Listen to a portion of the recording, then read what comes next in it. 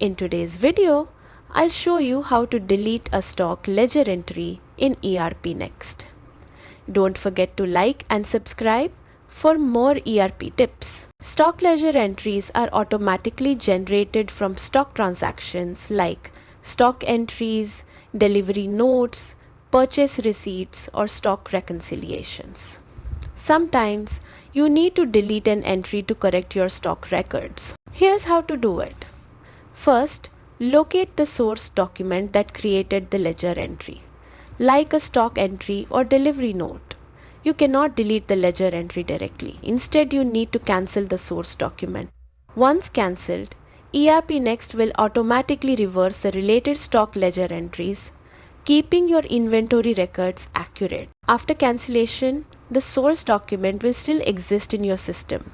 If you want, you can delete the cancelled source document to keep your database tidy, but this step is optional.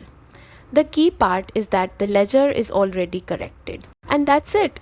By following these steps, you ensure your inventory remains accurate and your ERPNext system stays organized.